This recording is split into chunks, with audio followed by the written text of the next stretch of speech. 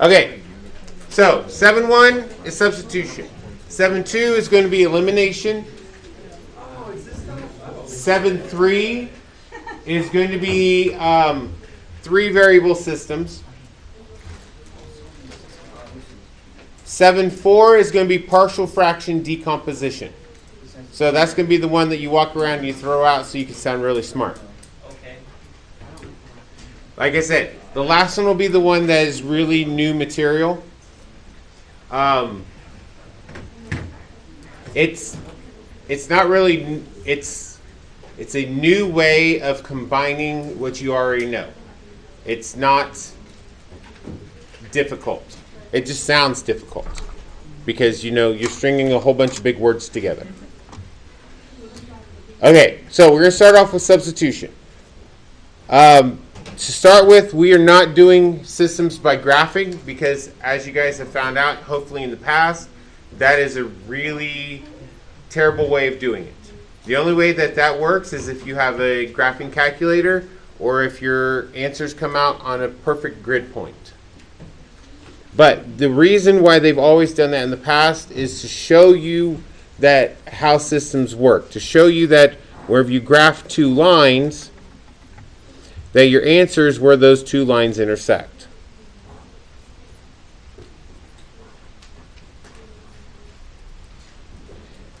And then take that and translate that into what we're doing algebraically, wherever we take two equations,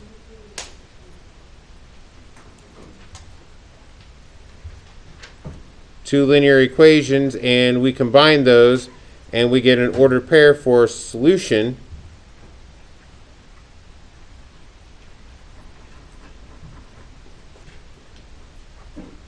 That's where that came from the fact that we took two lines, we graphed them, and that's where the two lines cross. That's the only reason that in Algebra and Algebra 2 that we start off doing this graphically, is that we want you to make that connection, and that's why your answers are ordered pairs. Now, we're also going to take a step up in pre-calc. We're not just going to use lines. We're also going to take and we're going to use like circles and parabolas. And we're going to find those solutions.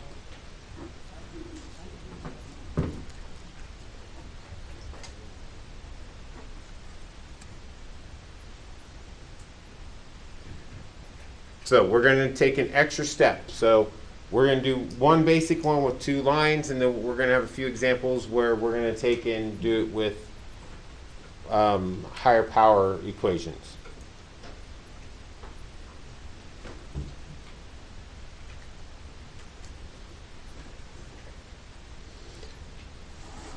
Okay, so you good?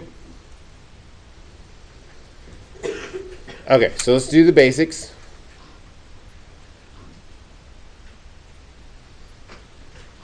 Using substitution, what you want to do is you want to take one equation and solve it for a variable. So what I'm going to do is I'm going to take this equation and solve it for y. Again, the only reason I'm using that equation and I'm solving for y is because it keeps me from getting any fractions. I could take any of the equations and solve it for any of the variables.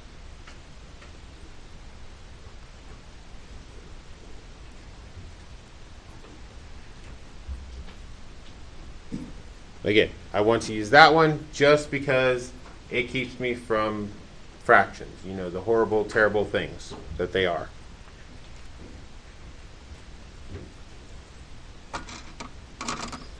Okay, so I'm going to take that equation and put it inside of this one. That's what substitution is. So I take and I start writing this equation.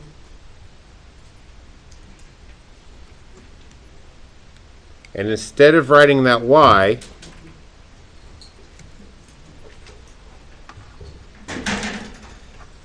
I write down what y equals.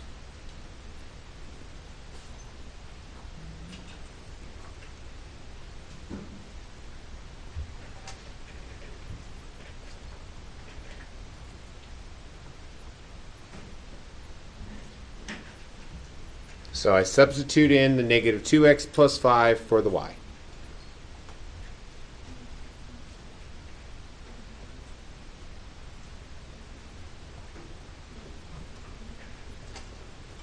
So from there I solve. So you distribute the negative 2.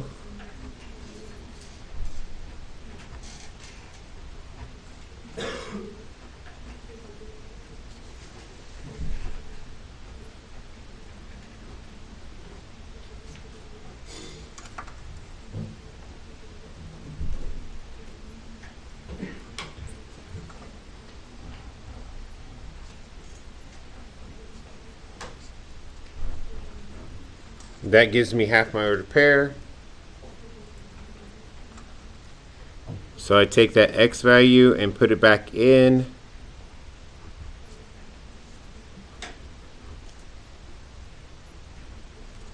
To find my y value.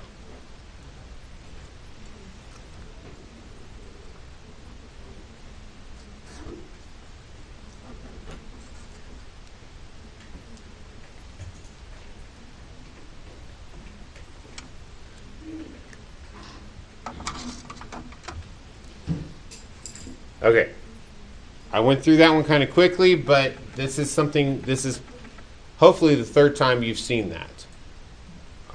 Is there any confusion, any questions over where I got any of that?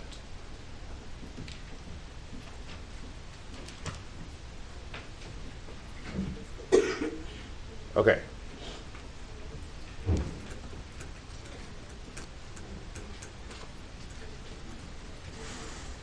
All right, so let's do the new ones.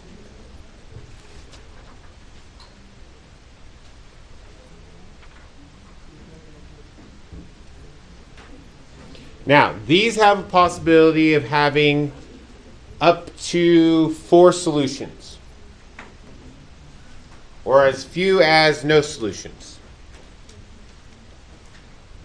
So just like, with lines, if lines were parallel, we could have no solutions. If lines sat on top of each other, we could have infinitely many solutions. So I guess with these, you could have infinitely many solutions. If I had a circle that was the exact same circle, we could have infinitely many. But if I had, let's say, a circle and a line, and the line totally misses the circle, then I'm going to have no solutions. But if I have a circle and a parabola, the parabola could possibly hit that circle 4 times.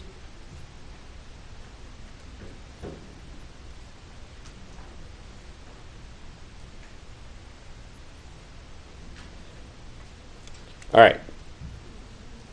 Now, so going through this, first thing you need to do is figure out which variable you should be solving for. That's not always the easiest case in these.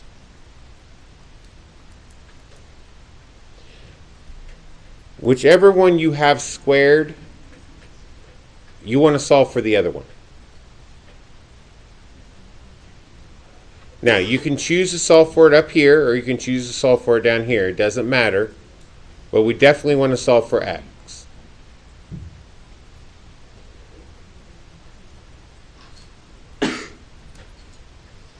So let me go ahead. I'm just going to solve for it in the bottom. If I solve for it down here, I'll get rid of my fractions.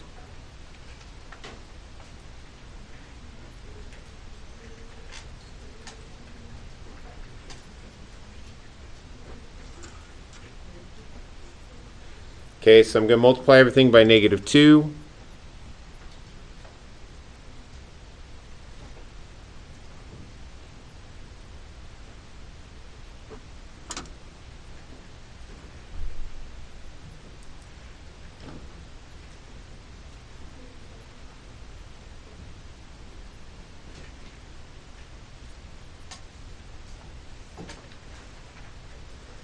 Okay, now I'm going to substitute it into the other equation.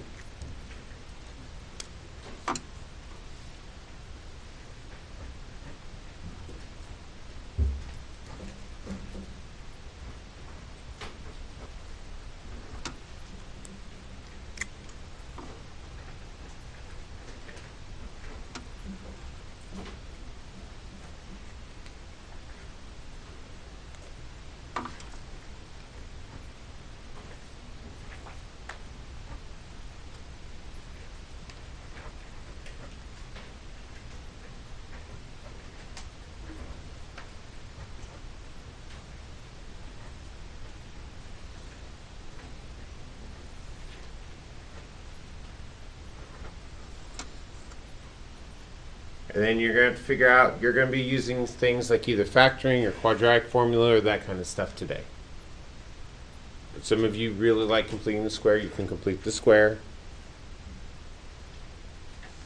This one, I can just use factoring. Two numbers that multiply to -7 and add to positive 7 and add to -8 would be -7 and -1.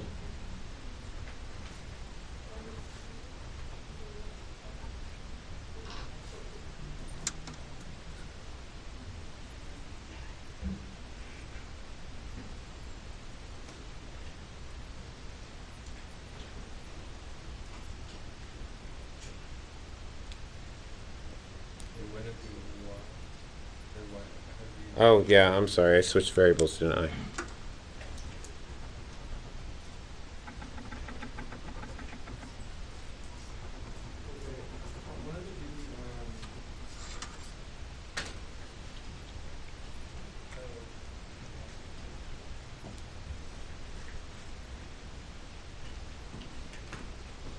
Okay, so I can go plug those in to figure out what my x values are. So whenever y equals 7,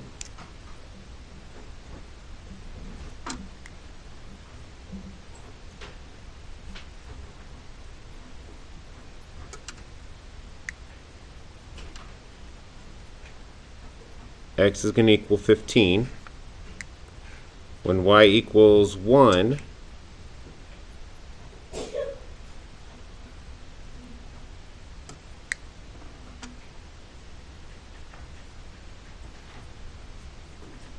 x equals 3.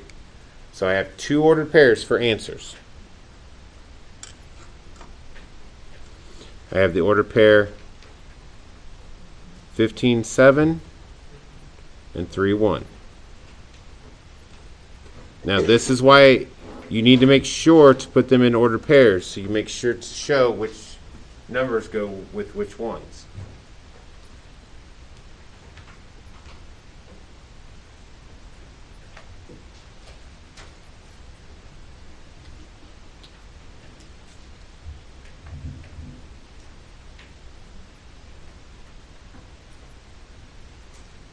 So it's the same thing, just a little bit extra work because you're going to have more answers.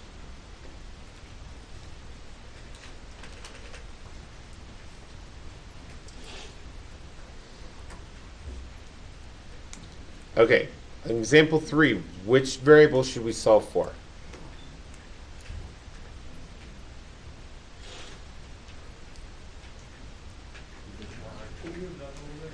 Yeah. Which one? We should solve for y. The reason you should solve for y is because if I solve this for x and I plug it back in down here, you're going to make a mess. You could do it. There's nothing wrong with doing it. You're just going to make yourself a mess. The easiest way is to solve for y, because whenever I plug it in, I only have to plug it into one place. Again, I want to stress that there is no one correct answer. You could solve for x and put it in.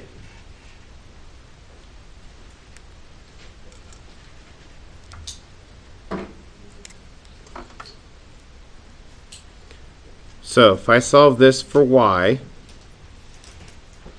that is going to be 2x plus 3. Because I have to subtract both those off, and then the y is going to be negative, so then I'm going to divide by -1. So they're both going to become positive again. Or I could just add the y to the other side. I guess that would be easier.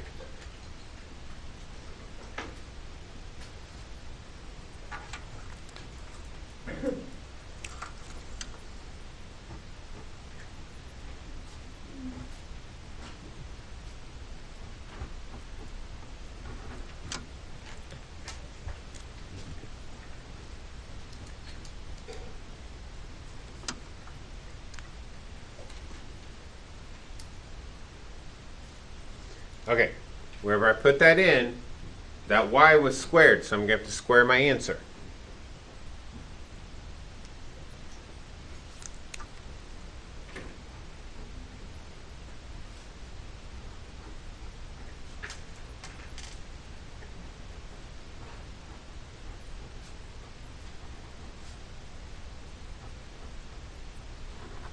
Okay, where did the 12x come from? But how, whenever I squared it, what did I have to do?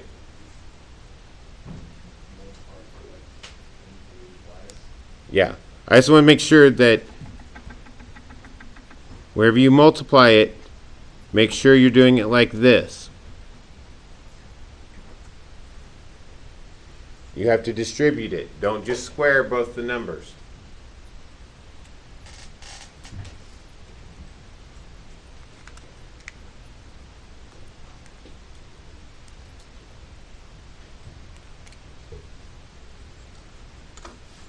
Okay, so if I clean up that mess, let's see, 5x squared plus 8x plus 9 equals 0. Alright, might be factorable, might not. I don't think it is. So I'm just going to go ahead and use quadratic formula.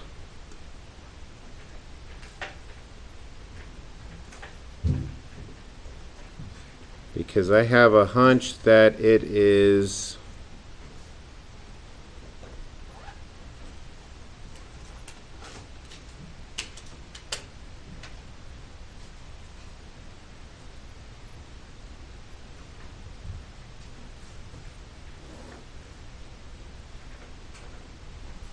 going to end up being imaginary.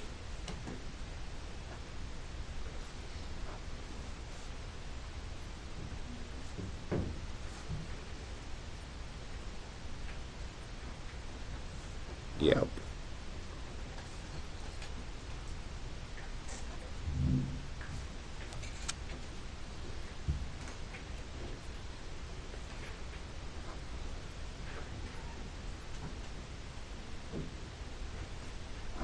Okay, and I can stop there.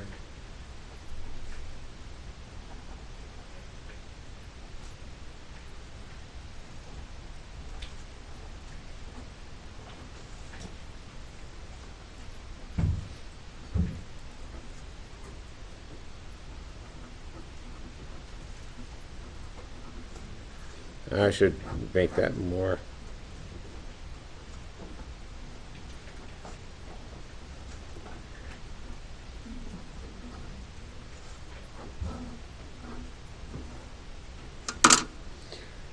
Okay, since we're looking for intersections on a graph, if I have imaginary solutions, those aren't intersections.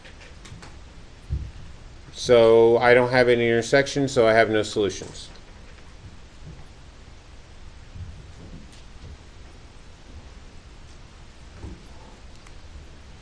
So this is an example. This was a circle.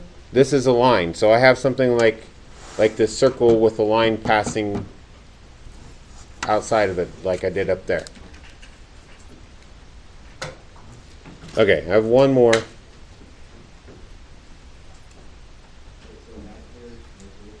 Yep.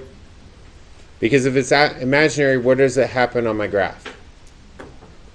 Because remember, this goes back to a graph where we're graphing two things and we want to know where they intersect. Well, imaginary solutions aren't on my graph, so that means there is no intersection points.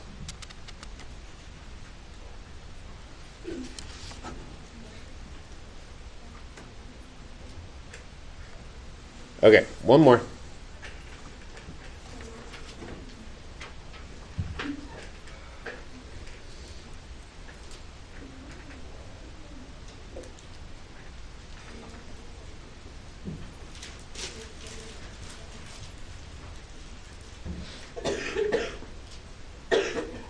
I picked out an easy one.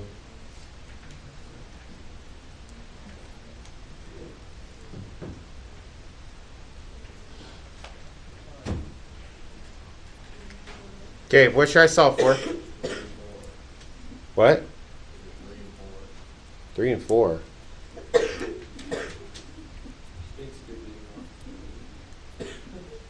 No, what should I solve for? Nope. Y squared. Both of them have, the only y values they have are y squared. So what I can do is I can just solve for y squared. As far as the answer goes, I have no idea what the answer is. It might be 3 and 4. It might not be. I have no clue.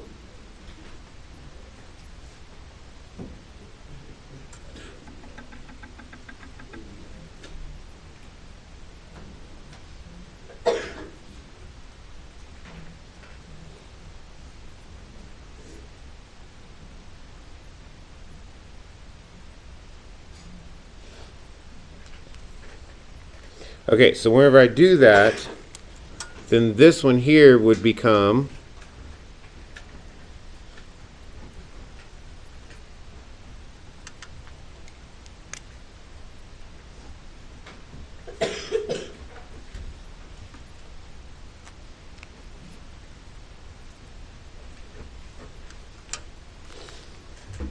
so the point of doing this one is I want to show you that you do not have to solve for like just y or just x. If it works well, solve for x squared or y squared.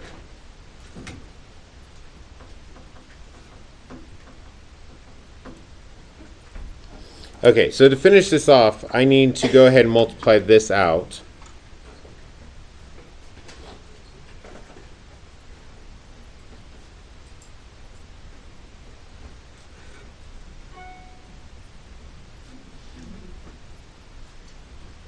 Okay, the reason why I said this one is easy is because the x squareds cancel out.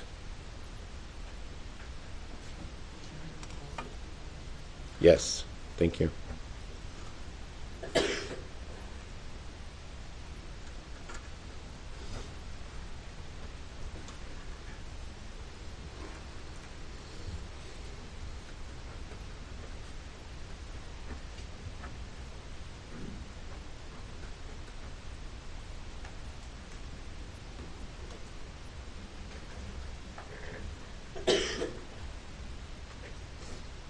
My brain stopped working. Negative 48.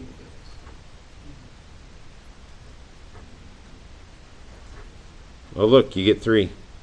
You're right.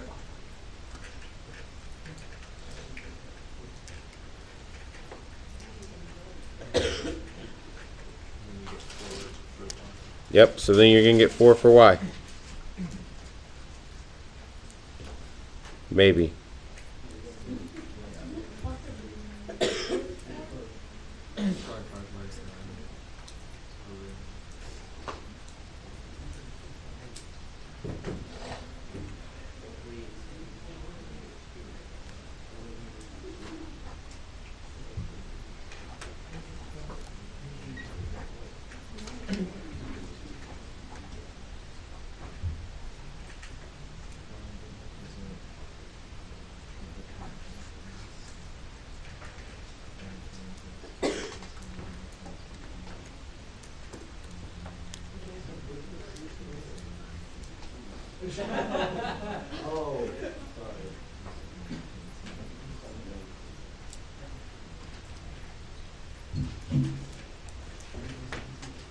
So, what are my answers?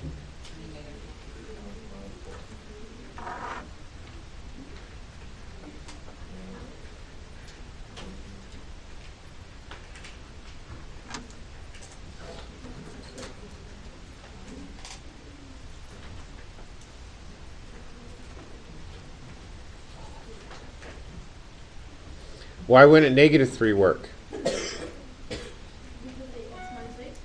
Yep. If you try doing negative 3, then that would make that in there negative 11, and that's why that one won't work.